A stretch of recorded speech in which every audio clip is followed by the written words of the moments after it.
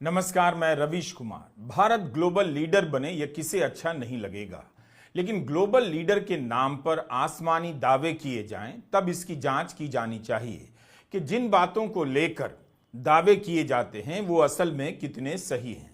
पूरी दुनिया में ट्रंप और फ्रांस के राष्ट्रपति मैक्रों के मुलाकात की चर्चा हो रही है। व्हाइट हाउस में ट्रंप और फ्रांस के राष्ट्रपति की प्रेस कॉन्फ्रेंस चल रही थी।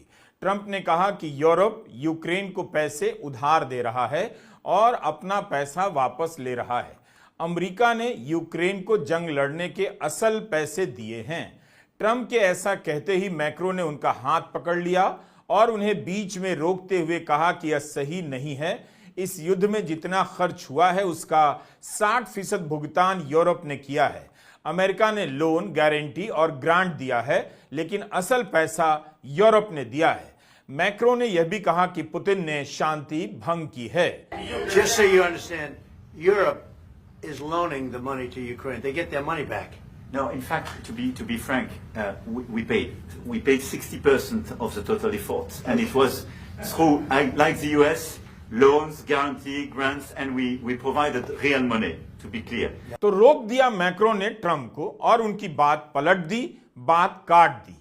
अब इसे लेकर सवाल उठ रहे हैं कि जब ट्रंप प्रधानमंत्री मोदी के सामने ही भारत जैसे देशों के आयात शुल्क की नीति को पक्षपातपूर्ण बता रहे थे, अमेरिका के लिए नुकसानदेह बता रहे थे, तब प्रधानमंत्री मोदी ने खुलकर कुछ क्यों नहीं कहा? भारत के पक्ष का बचाव क्यों नहीं किया? ट्रंप के इस बयान को सुनाना चाहता हूं। प्रधानमंत्री मोदी के सामने ट्रंप कह रहे हैं, अमेरिका ने अपनी बेवकूफी से कुछ देशों को अपना फायदा उठाने दिया, लेकिन प्रधानमंत्री मोदी ने तब भी कुछ नहीं कहा।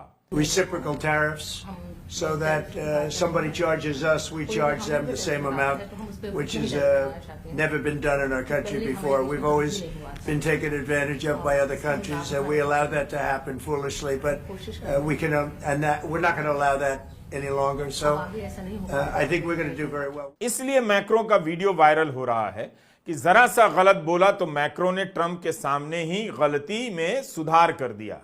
ट्रंप ने कह दिया ब्रिक्स मर गया है। ब्राजील, रूस, भारत, चीन और दक्षिण अफ्रीका इसके सदस्य हैं। भारत ने कुछ कहा ही नहीं कि उसकी क्या राय है।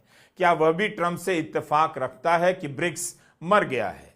कांग्रेस ने इस मुलाकात के वीडियो को लेकर भी सवाल उठाया था कि प्रधानमंत्री मोदी के सामने ही राष्ट्रपति ट्रंप भारत पर भेदभाव बरतने का आरोप लगा रहे थे और प्रधानमंत्री चुप रहे। यही नहीं, ट्रंप से मुलाकात के पहले ही भारत ने बजट में अमेरिकी मोटरसाइकिल हार्ले